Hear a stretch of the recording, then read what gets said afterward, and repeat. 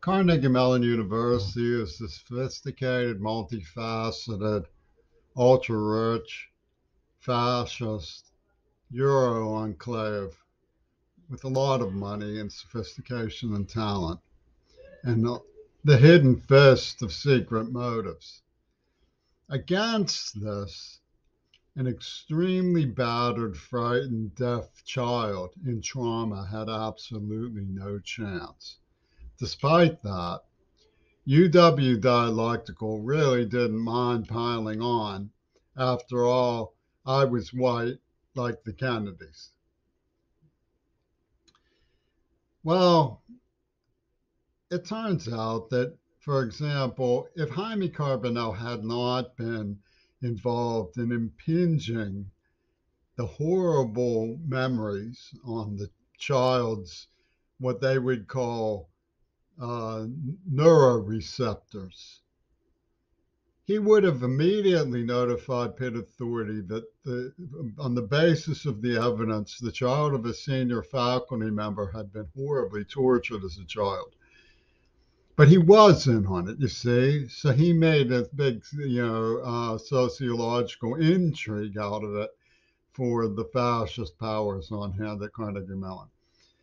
The way they operated was that they impinged the persona on and around a battered deaf child who had no idea what was going on. And if I started to guess what they were up to, they would say, see, that's evidence that it's true. They had the whole playbook. I mean, that's the simple truth of it. And they're playing a game through a university of murder ball and, you know, slave trafficking. And to them, it's nothing. I mean, you won't find a single person who cares. Nothing. They manufactured a peep show about me. It's the Carousel Club people. You know, the people who worked with the Beatles on through the Carousel and the hit in Dallas. John Lennon just, went into the,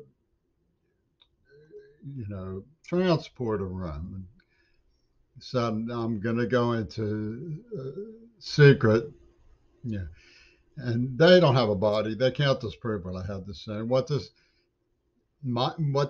do I have anything to do with it? It doesn't make any sense. They don't care that I had nothing to do with it.